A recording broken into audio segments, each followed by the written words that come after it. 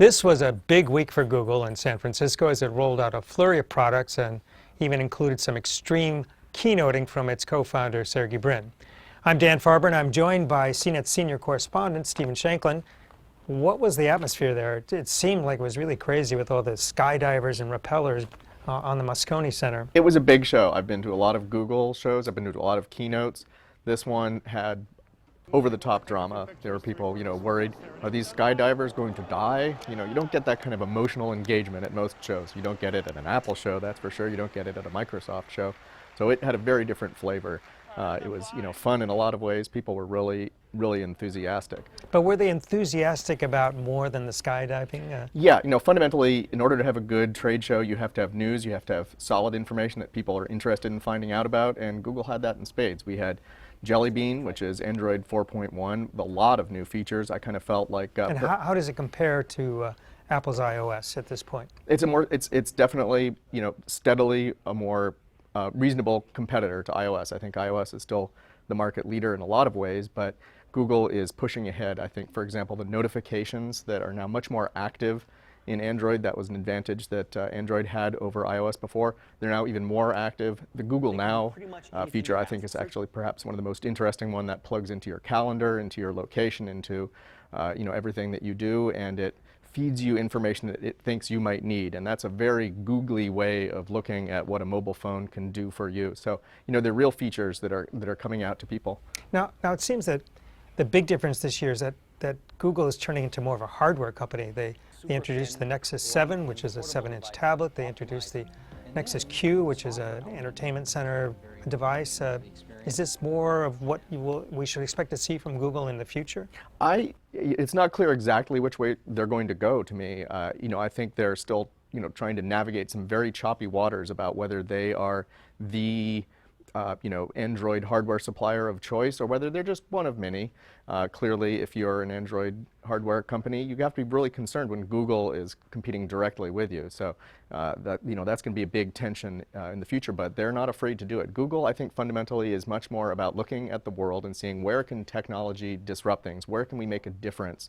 And if they have to make hardware to do it, so be it. That's where, for example, Project Glass comes in. That was a very high interest item. Well, let's talk about Project Glass. These are the glasses that you can navigate the world with, and I think that that's where Sergey Brin got on stage and talked about the glasses and said that they would be available to consumers in 2014. But is this something consumers would really want? No. So here's what it is. So today they're computerized glasses. They have a process in there. They're basically a lot of repurposed mobile phone technology. It's got a gyroscopic sensor. You move your head around. You flick your head up to turn it on. It's got a little tiny screen that hovers right above your eye, tells you notifications, plays video, things like that. So they're trying to gradually use these to introduce more information into your life, which is what Google loves to do.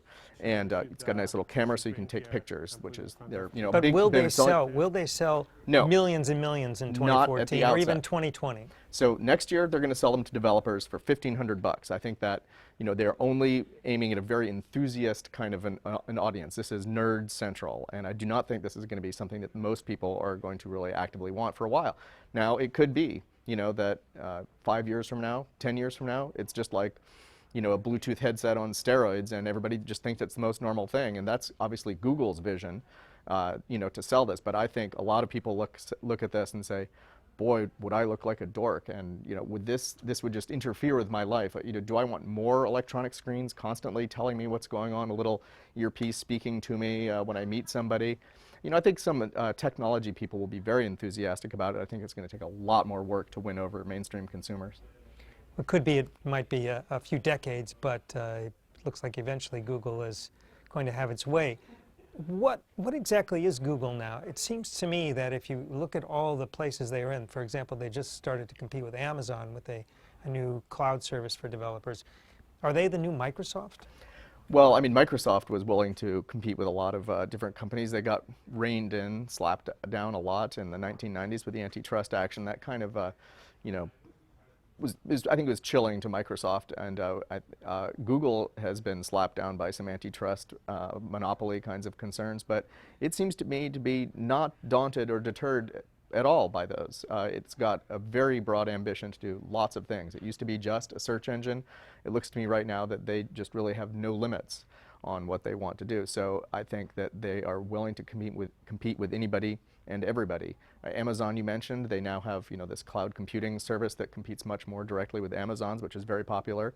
And on the complete other side of the spectrum, they also significantly improved Google Play if you want to buy movies or if you want to rent a full season of some TV show and subscribe to magazines. That's straight down what Amazon is trying to do, and of course what Apple does with iTunes. So yes, Google is very willing to compete with anybody and everybody, including its own partners.